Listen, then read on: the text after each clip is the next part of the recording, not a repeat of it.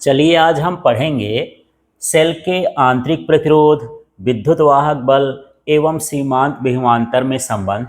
इसके पहले हम आंतरिक प्रतिरोध भी पढ़ चुके हैं, विद्युत वाहक बल भी पढ़ चुके हैं और सीमांत विभवांतर भी पढ़ चुके हैं।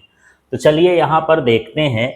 सबसे पहले ये रेसिपी देखना है। यदि इतनी चीज़ें बनती हैं तो ये प्रश्न को बड़ी आसानी से आप कर सकते हैं। सबसे पहले हमको चित्र बनाना है और चित्र के बारे में लिखना है। इसके बाद ये सूत्र लगेगा, विद्युत धारा बराबर विद्युत वाहक बल बटे कुल प्रतिरोध।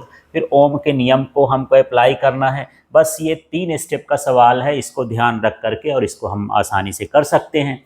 और ये परीक्षा में करने के लिए नहीं है, आपके जानने के लिए ये नोट्स है। तो सबसे पहले हम बना लेते हैं कि मान के चलिए यहाँ पर कोई प्रतिरोध है और उस प्रतिरोध का नाम हम रख देते हैं आर। ये बाहर प्रतिरोध है, बाह्य प्रतिरोध है और इसमें से हम इसको सेल से कनेक्ट कर देते हैं। तो ये सेल हो गया, सेल का ये धन इलेक्ट्रोड हो गया, ऋण इलेक्ट्रोड हो गया और सेल का विद्युत वाहक बल E, आंतरिक प्रतिरोध R और इसका जो टर्मिनल विभवांतर है वो क्या हो गया, V हो गया।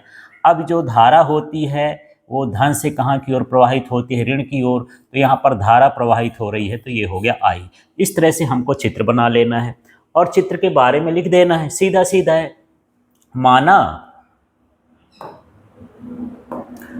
माना सेल का विद्युत वाहक बल E, आंतरिक प्रतिरोध R, सीमांत विभवांतर V, परिपथ में प्रवाहित धारा I, आंतरिक बाह्य प्रतिरोध कैपिटल R है। बस केवल इसका नाम लिखना है। फिर से एक बार देख लीजिए। माना सेल का विद्युत वाहक बल E, आंतरिक प्रतिरोध R, सीमांत विभवांतर V, परिपथ में प्रवाहित धारा I और बाह्य प्रतिरोध कैपिटल R है। इस तरह से हमको शब्द बनाना है। शब्द बनाने के बाद लिखेंगे हम जानते हैं, और हम जानते हैं के बाद यहाँ पर आपको दूसरे स्टेप में हो गया। पहला स्टेप कंप्लीट हो गया कि चित्र बन गया और इसके बाद हम दूसरे स्टेप में आ जाएंगे।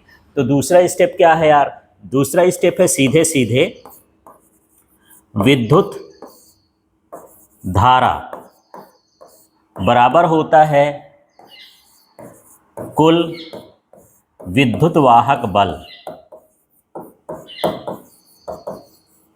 और बटे में होता है कुल प्रतिरोध।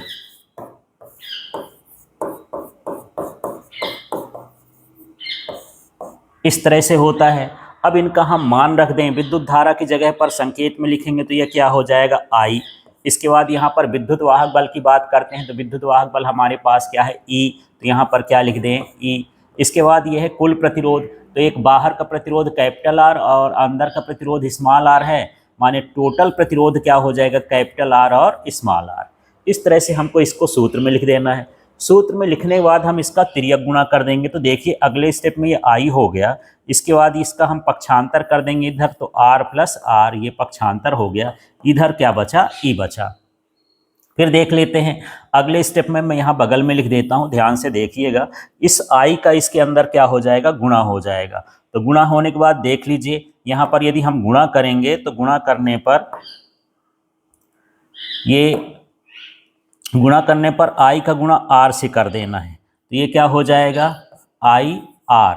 फिर इसी I का गुणा स्मॉल r से कर देना है। तो ये हो जाएगा प्लस I R और यहाँ क्या बचा है, E। अब यहाँ पर हम जानते हैं कि ओम का नियम लगेगा। तो यहाँ पर ओम के नियम से, अब ओम का नियम क्या कहता है, V equal to I R. तो ओम के नियम से यहाँ पर होता है V equal to I R. यदि हम इसका मान रख दें, यहाँ पर हम लिख सकते हैं कि इसका मान रखने पर, तो यदि हम यहाँ पर मान रख देते हैं तो यहाँ पर हो जाएगा मान रखने पर किसका मान, V का मान रखने पर क्या हो जाएगा, इसमें मान रख देंगे। तो देखिए यहाँ आई आर है, आई आर का मान क्या है, देख लीजिए यहाँ पर क्या है, V। तो इसकी जगह V लिख दिए। इसके बाद यहाँ प्लस लिखा है तो प्लस लिख दिए। फिर ये आई आर है तो आई आर लिख दिए और ये E है तो E लिख दिए। अब इसमें से हम आई आर का उधर पक्षांतर कर देंगे तो V इक्वल टू क्या हो जाएगा, E माइनस आई आर।